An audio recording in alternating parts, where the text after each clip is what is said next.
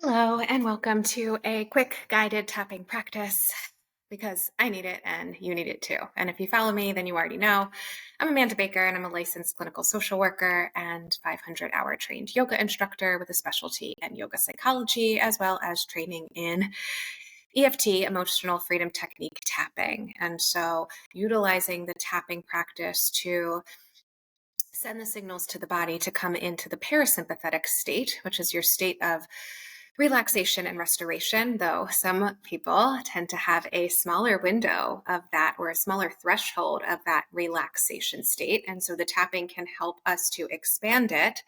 And so that stress is not so scary. Stress is not so overwhelming.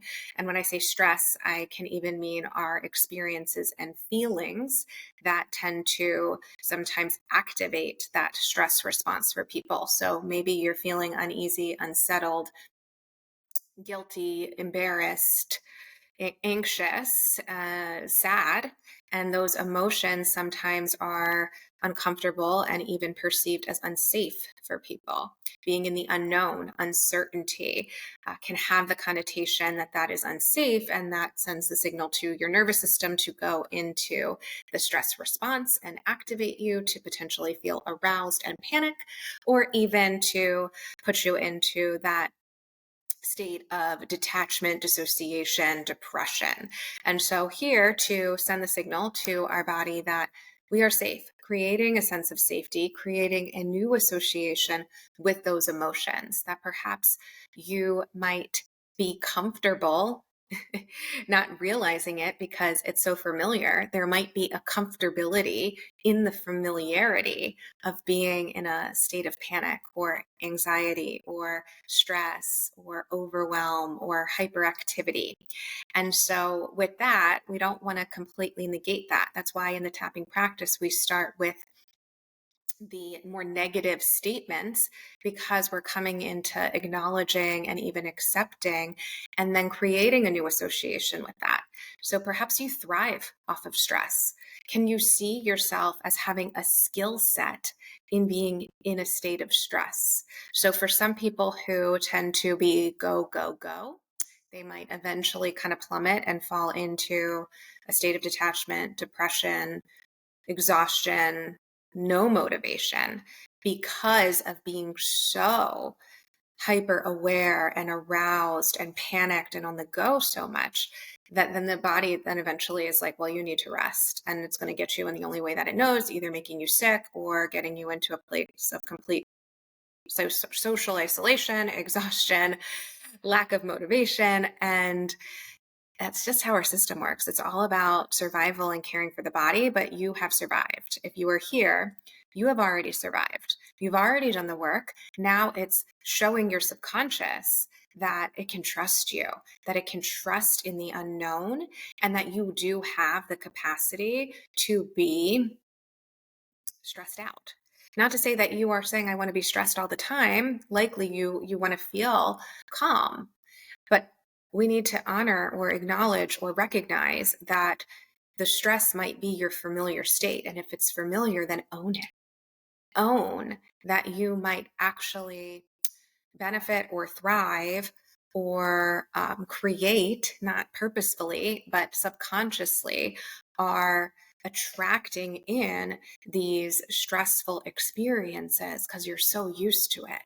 And if you're used to it, then you really might be comfortable with it. And if you're comfortable with it, then get comfortable. And that's what we're here to do now. So let's begin. Let's tap with me. Let's tap. So, even though I might believe that I don't like uncertainty, I'm okay.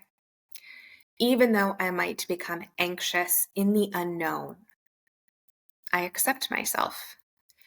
Even though when things are out of my control and don't go my way, and I attempt to control them through my subconscious patterns, I deeply and completely love, honor, and accept myself. To the eyebrow, all the ways I try to control, all the ways that I try to control to the side of the eye. Being in anxiety is one way that I try to control. When I'm in my anxiety, that is one way that I'm actually controlling. Let's repeat that one. being in anxiety, that is actually one way my system is controlling underneath the eye. And it takes a lot of energy and effort. And it takes a lot of energy and effort underneath the nose that my patterns control.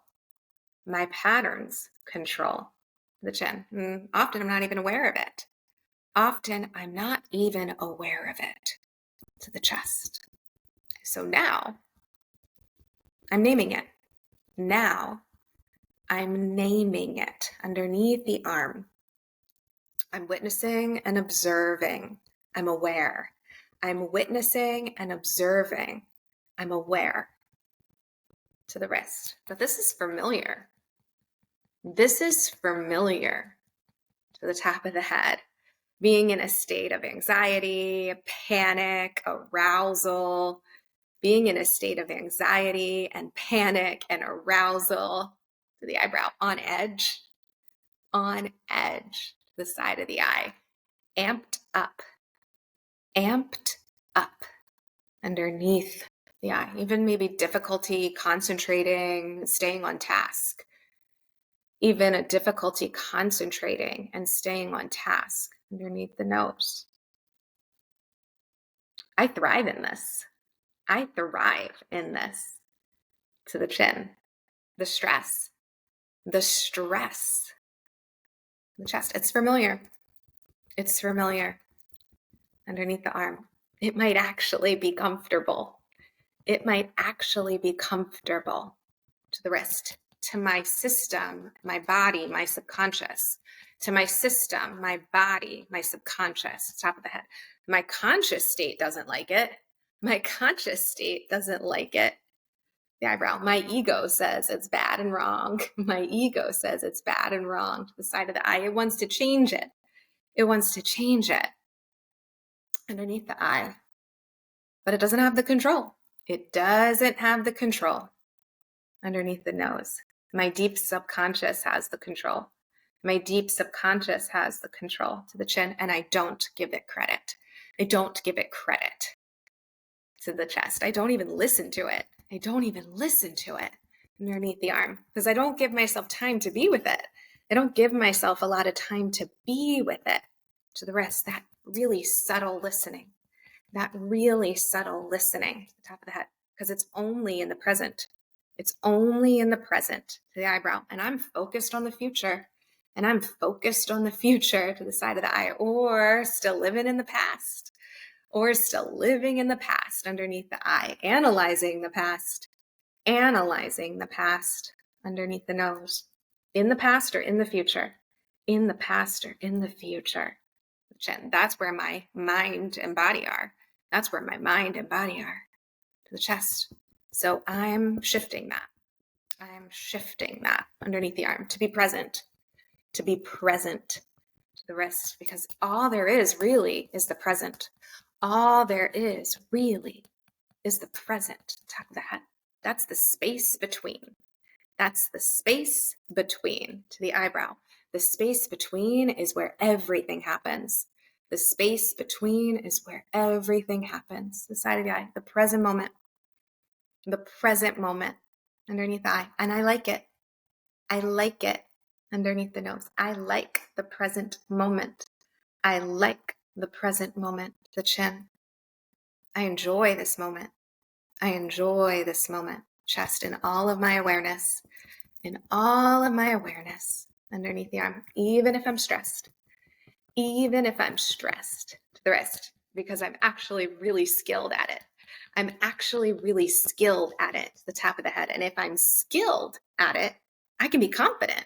And if I'm skilled at it, I can be confident to the eyebrow. And if I'm confident, there's courage. If I'm confident, there's courage to the side of the eye. And courage is fear and bravery. Underneath the eye. So I need some of that stress. Underneath the nose. It helps me. The chin. And I attract it. Chest, because part of me, it's familiar and I like it. Underneath the arm. The stillness, the slow is not familiar.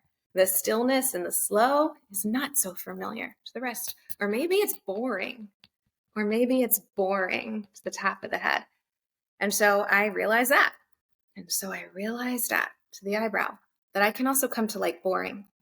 I can also come to like boring to the side of the eye, that it's important to like the thrill, the stress. It's important to appreciate the thrill and the stress underneath the eye, and appreciate the dull and the slow and the boring, and appreciate the dull and the slow and the boring underneath the nose. There's room for all of it. There's room for all of it to the chin. And that's in that empty space. That's in that empty space to the chest. There's so much space. There's so much space underneath the arm. That's uncertain and unknown. That's uncertain and unknown to the wrist. I'm feeling safer with the uncertainty and the unknown. I'm feeling safer with the uncertainty and the unknown to the top of the head. And trusting in my subconscious, to the eyebrow. I'm giving it all the accurate information. I'm giving it all the accurate information to the side of the eye because I choose. Because I choose underneath the eye. I know and I'm clear on what I want. I know and I'm clear on what I want. Underneath the nose, what matters most to me. What matters most to me to the chin. What I value to the chest, and desire underneath the arm. Not what others want of me, to the wrist, and not what society values, that's half of the head, but what's unique to me, the eyebrow. I'm clear to the side of the eye. I breathe underneath the eye. I radiate this energy underneath the nose because I'm alive. The chin, with the stress and the ease, the chest. I'm all of it underneath the arm. And that's beautiful. The rest, I accept and I love. The top of the head, in mind, body, and heart, in light, love, magic, and miracles. In mind, body, and heart, in light and love and magic and miracles. Release the tapping. Beautiful. So notice that. Breathe around that. Know that the impact and the benefits are happening behind the scenes on the internal cellular level. It's already right here in this moment. Like this moment. Enjoy this moment. All right, let me know what you think. Share where you are tapping from, how this was for you, if a word came up, if a color came up. And yeah, subscribe, share, join me in my other videos. Check out the links and all that I have to offer. You amaze me. I love you. Thanks for the connection.